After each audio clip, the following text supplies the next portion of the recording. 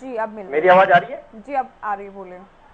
जितने भी बीजेपी शासन में जितने भी धरने प्रदर्शन हुए हैं, सब में एक बात आती है कि जब भी कोई भी व्यक्ति अगर धरना करता है, प्रदर्शन करता है, तो वो सरकार से पहले अपनी मांग रखते हैं। और वो धरना और प्रदर्शन तब करते हैं जब उनके गले में अड़ जाती है।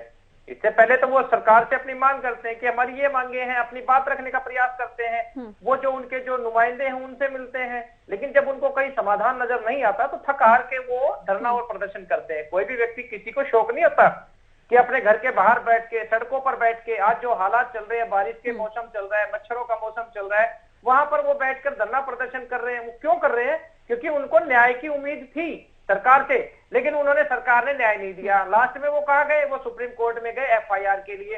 एफआईआर उनकी दर्ज हो गई, और एफआईआर किसके खिलाफ दर्ज हुई है? ब्रजभूषण शरण के खिलाफ, जिसके खिलाफ 40 मुकदमे पहले हैं, एक और हो गया, 41 हो गया। तो उनके, अब वो चाहते क्या है कि उनके साथ न्याय हो। अब न्याय करे कौन? दिल्ली पुलिस की। जिस दिल्ली पुलिस को बार बार संदेह के घेरे में ला रहे, वो संदेह के घेरे में इसलिए और आ गई कि रात के समय में अगर उन्होंने कोई बेड बिस्तर मंगवाए हैं, अगर कोई व्यक्ति आज कीचड़ में तो नहीं सो सकता ना, और वो इंटरनेशनल स्तर के प्लेयर हैं और जो अंतर्राष्ट्रीय ख्याति प्राप्त हैं, जिनको हम अपना सम्मान बताते हैं, अपना सिर का ताज बताते हैं, अगर वो कीचड़ में सो रहे हैं तो फिर हमारा जीवन एक तरह से नरक हो गया।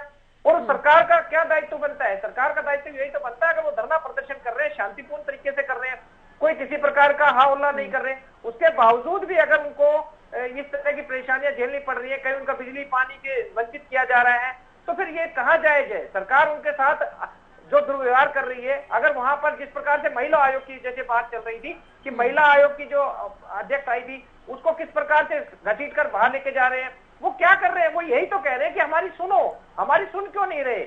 और वो नहीं सुन रहे, न्याय के लिए बैठे हैं, और जिस व्यक्ति के खिलाफ वो बैठे हैं वो अपने पद पर बैठा है, वो मजे से सो रहा है, एसी बंद कमरों में सो रहा है, और जो आज हालात ये हो गए कि जो पीड़ित हैं वो अपराधी बनाए बैठे हैं। भारतीय जनता पार्टी और जेजेपी जो आज यहाँ पर बैठ के करे कि हमारी संवेदनाएं उनके साथ है, इनकी संवेदनाएं किसी के साथ नहीं है, ये केवल टीवी पर बैठकर चर्चा कर सकते हैं। इससे पहले जितने भी धरने हुए हैं, आंदोलन हुए हैं, इन्होंने केवल और केवल ये बातें कही है कि हमारी संवेदना इनके साथ है, हम इनके साथ हैं, हम इनकी बात मानेंगे। लेकिन कभी आपने देखा ये, कभी उन धरनों पर जाके उनको समझाने का प्रयास किया है? क्यों? क्योंकि उनको पता है कि अगर हम वहां पर गए तो हम कटघरे में आ जाएंगे।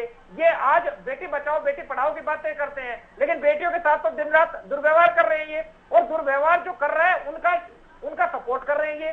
कौन माँ बाप अपनी बच्ची को, अपने बच्चियों को खेल के लिए प्रोत्साहित करेगा? कौन भेजेगा?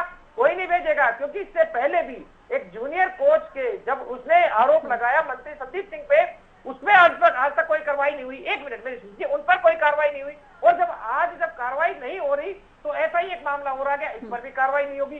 तो जो भी व्यक्ति आवाज उठाना चाह रहा है वो यही तो सोचकर आवाज नहीं उठाता कि आवाज उठाने का फायदा क्या। बोलो विनेश हो गया, बजरंग हो गया, साक्षी मलिक, इन्होंने इतने बड़े अंतर्राष्ट्रीय स्तर के पहलवानों की जब नहीं सुनी जा रही, तो छोटे पहलवानों के साथ जो शोषण